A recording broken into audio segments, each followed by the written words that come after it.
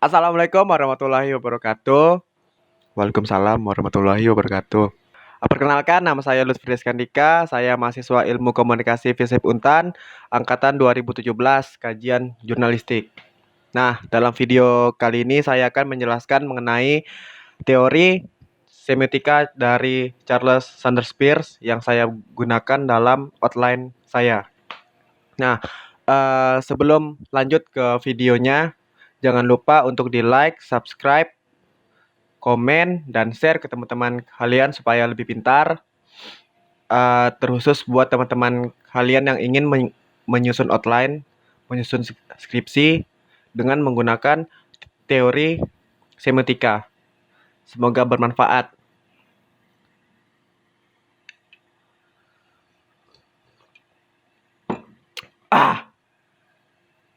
Go! Nah, bicara tentang teori semiotika Charles Sanders Peirce. Menurut Charles Sanders Peirce, teori semiotika itu didasarkan kepada logika. Logika yang dimana merujuk kepada orang-orang untuk bernalar. Iya ke? Iya ke? Oh iya, jelas. Karena logika itu mempelajari bagaimana orang bernalar. Dan penalaran menurut Charles Sanders Peirce itu melewati tanda-tanda yang bisa disederhanakan bahwa teori semiotika Charles Sanders Peirce adalah teori yang mempelajari bagaimana orang bernalar melalui tanda-tanda.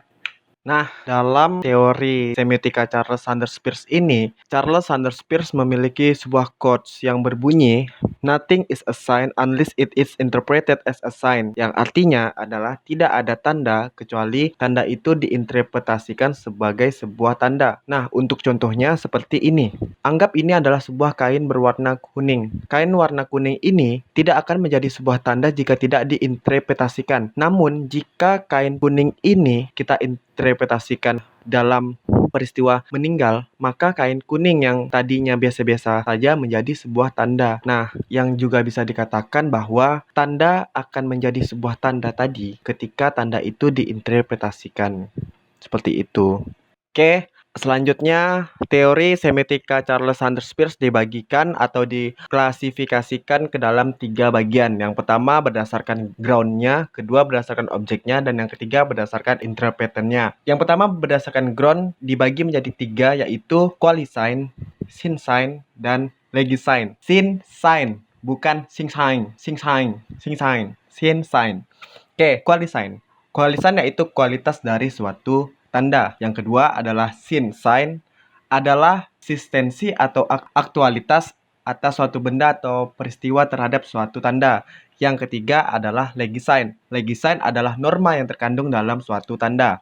Kemudian yang kedua berdasarkan objeknya. Nah, berdasarkan objeknya ini dibagi menjadi 3 juga. Yang pertama itu adalah icon, yang kedua adalah indeks, dan yang ketiga adalah simbol. Icon adalah tanda yang menyerupai bentuk objek aslinya, dapat diartikan pula sebagai hubungan antara tanda dan objek yang bersifat kemiripan. Contohnya dari icon ini adalah sebuah foto. Foto menggambarkan peristiwa aslinya, yang dimana foto ini menjadi kemiripan dari fakta yang asli. Oke, yang kemudian kedua adalah indeks. Indeks adalah tanda yang berkaitan dengan hal yang bersifat kausal atau sebab akibat. Dalam hal ini, tanda memiliki hubungan dengan objeknya secara sebab akibat. Contoh dari indeks ini adalah yang umum, asap sebagai tanda dari api, menunjukkan sebab akibat. Asap tidak akan ada jika adanya api. Kemudian yang ketiga adalah simbol. Simbol adalah tanda yang berkaitan dengan penandanya dan juga pertandanya, bahwa suatu disimbolkan melalui tanda yang disepakati oleh para penandanya sebagai acuan umum. Nah, simbol ini memiliki syarat, yaitu harus disepakati atau memiliki kesepakatan sebagai acuan umumnya itu tadi. Misalkan saja, salah satu contohnya itu adalah lampu merah yang berarti berhenti, dan kita sepakat dan kita tahu dan kita sepakat bahwa lampu merah berarti berhenti. Kemudian berdasarkan interpretannya, yaitu bagian yang ketiga, yaitu yang pertama ada rem, distinction sign, dan argumen. Nah, untuk di bagian rem adalah tanda yang memungkinkan ditafsirkan dalam permaknaan yang berbeda-beda. Contohnya adalah orang yang matanya merah bukan berarti dia sedang mengantuk.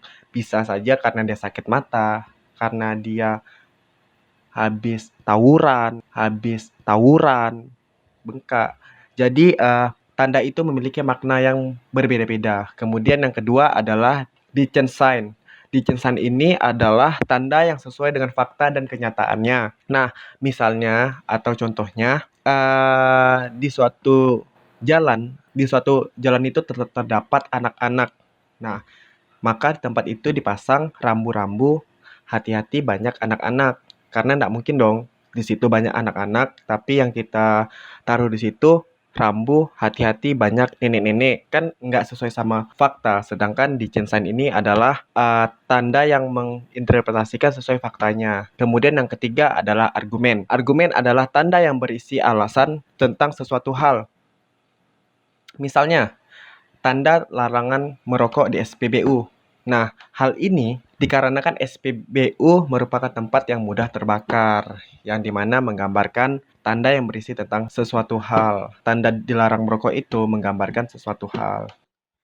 Oke, sekian saja penjelasan mengenai teori semiotika Charles Sanders Peirce. Nah, kita dapat menyimpulkan bahwa teori semiotika Charles Sanders Peirce membantu kita dalam mengenali sebuah tanda dan juga tanda juga memiliki makna yang dapat membantu kita dalam berkomunikasi. Oke, sekian saja dari saya Lutfi Iskandika, pamit undur diri. Oh ya, jangan lupa di like, di subscribe, di share, dan di komen. Semoga dapat menambah ilmu bagi Anda yang melihat. Oke, sekian dari saya.